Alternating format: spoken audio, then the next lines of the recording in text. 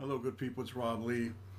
In the past couple of days, I've heard everybody saying they support this one, they support that one. Be quiet, they say. Don't say a word. Feel pity for this one. Don't you dare criticize. But nobody is feeling pity or mentioning anything about the Israelites of the Bible. No news, no social media, no radio, no nothing. So with so many people in mental and spiritual prison, and the loss of free speech rapidly approaching, this video is for the true flock. Yes, I said the true flock. So what is the importance of the United States and Canada? These two countries are said to be nowhere near in prophecy, right? Folks, nothing could be further from the truth. So let's open up the scriptures, and I'm going to ask you, is this possible? For people that have read the Bible. What did the Almighty Father mean in 2 Samuel 7:10 when he said to King David in Palestine, I will appoint a place for my people Israel, and will plant them that they may dwell in a place of their own and move no more? Where is the future land where the Almighty Father will plant Israel, a place from which they would never move? Now this prophecy could not refer to Palestine for two reasons. First, because they were already in Palestine when this future prophecy was given, and secondly, because Israel was deported out of Palestine on various occasions. I've taught you that in videos many times. Palestine is not the future land from which Israel would never move. Where is this land of blessing that the Almighty Father promised to give Israel today? Where is the land from which no one is moving, but everyone wants to move to?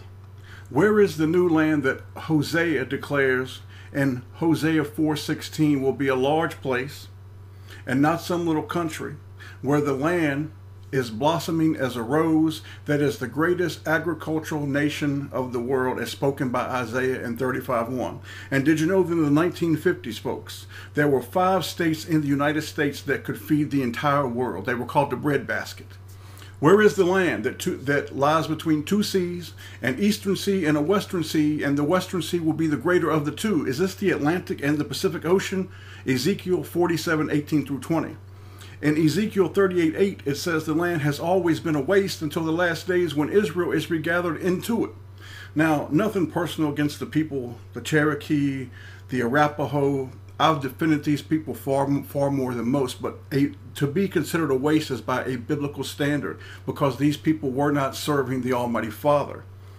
Has Palestine always been a waste until today? No. Was it a waste in King Solomon's day? Of course not. Therefore, again, Palestine does not fit the Bible's description of the land into which Israel will be regathered in the last days. Where is the land that has been uncultivated and unimproved until the last few hundred years? Where's the land, people? What about the United States and Canada?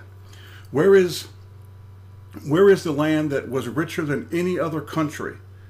And just not too long ago, when Edom finally broke its yoke, the rival of Israel, where is this land that was the richest on the earth, the United States and Canada? It says in Ezekiel 38:12, therefore all the nations of the world will come up against her to spoil her goods. Does not Palestine have to depend on the United States for financial aid? So how could Palestine be a rich land if they must depend on the United States? The Almighty Father said that that Israel would be his blessed land in Deuteronomy 28:11 through 12.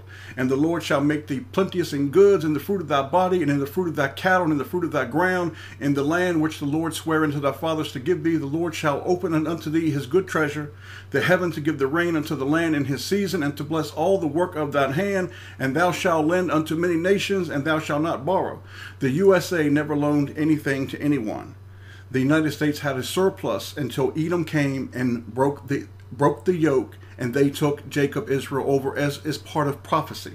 So what nation and continent is this, folks? This is called North America.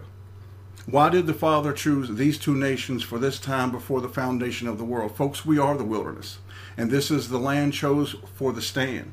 The final battle of light versus darkness. You are here for a reason. You are alive for a reason. You are exactly where the Father wants you. As the time that you watch this video, you're exactly where God Almighty wants you. Your ancestors around the world in Britain and Scandinavia, Russia, Germany, they will secretly pull for you. Do not worry, do not fear. Jesus Christ loves you. Stay in prayer, and remember, we will never ever drown. Israel will never drown. Remember, your king can walk on water. May the Almighty Father bless each and every one of you.